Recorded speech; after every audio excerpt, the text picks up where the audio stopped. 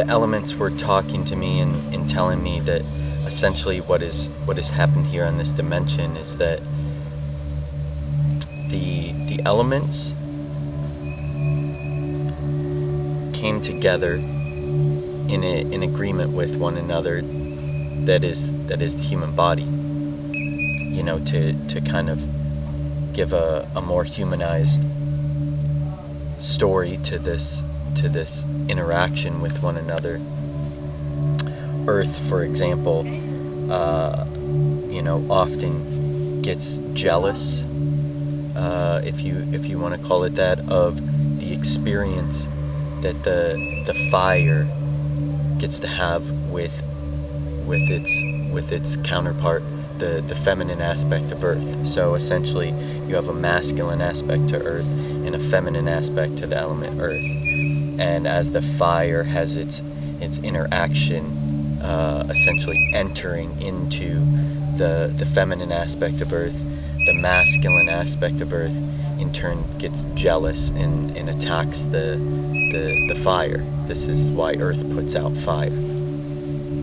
In order that they may harmonize with one another and come into an agreement in a way that they could learn with one another and grow from their experiences in a more rapid way that wasn't so conflictive, they came together into what is now known as the human body. This is why, if you stand with your arms and legs out, you have the body, which is the shape of a pentagram. And the pentagram, if you look into Chinese medicine, other different systems, represents elements. And the way that these elements wish to be honored is by teaching them and bringing them into harmony with one another. So, of course, when we bring, more or less of certain elements into our body, whether that's through something that may be very stimulating, such as coffee or some other sorts of stimulants that may bring up that fire, the way that is interpreted in our body as something comes out of balance. The fire element is then attacking the water element, burning it up in a way where it now comes out of balance. I'll give you an example of this.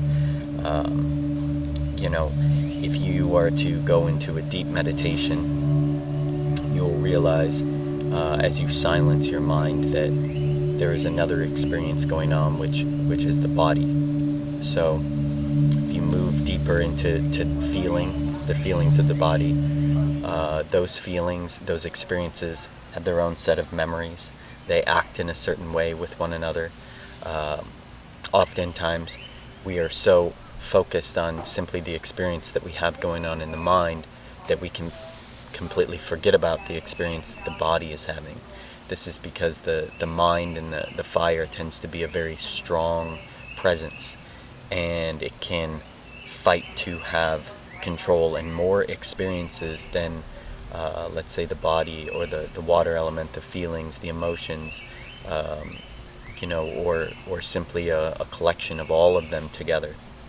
When we limit ourselves to being controlled by simply these five senses in this body, we are now serving that entity as our God, rather than allowing to go beyond this into some sort of larger, more expansive awareness.